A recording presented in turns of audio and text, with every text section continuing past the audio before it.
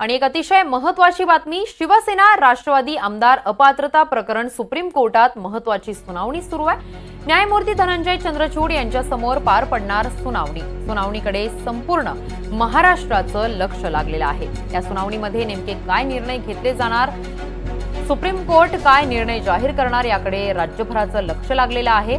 शिवसेना आणि राष्ट्रवादी काँग्रेस यांच्या आमदारांचं भवितव्य या सुनावणीवर अवलंबून आहे। शिवसेना राष्ट्रवादी आमदार अपात्रता प्रकरण सुप्रीम कोर्टात यावर महत्त्वाची सुनावणी होणार आहे। न्यायमूर्ती धनंजय चंद्रचूड यांच्या पीठासमोर ही सुनावणी पार पडणार आहे। सुनावणीकडे संपूर्ण महाराष्ट्राचं लक्ष लागलेलं आहे।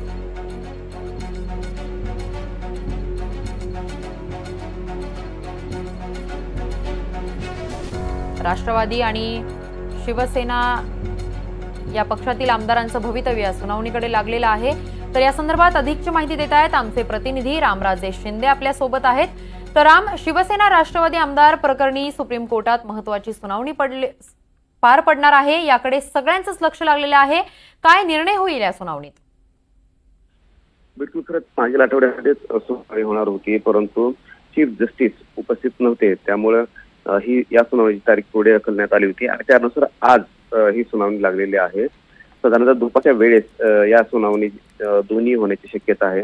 या दोन्ही सुनावण्या क्लब करण्यात आलेल्या नाहीयेत, मात्र एका पाठोपाठ एक अशा या सुनावण्या घेतल्या जाणार आहेत। मुळात हे सिद्ध होणार आहे की याचं संपूर्ण कालमर्यादेमध्ये सुनावणी कधीपर्यंत पार पाडली जाईल।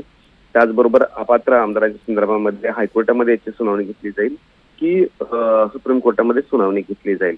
या दोन महत्त्वाच्या मुद्द्यावरच आजच्या या सुनावणीमध्ये काहीतरी निर्णय होईल अशी अपेक्षा व्यक्त केली जाते। त्यामुळे पाहावं लागेल की आज दुपारच्या सुमारास यावर काही निर्णय होतील।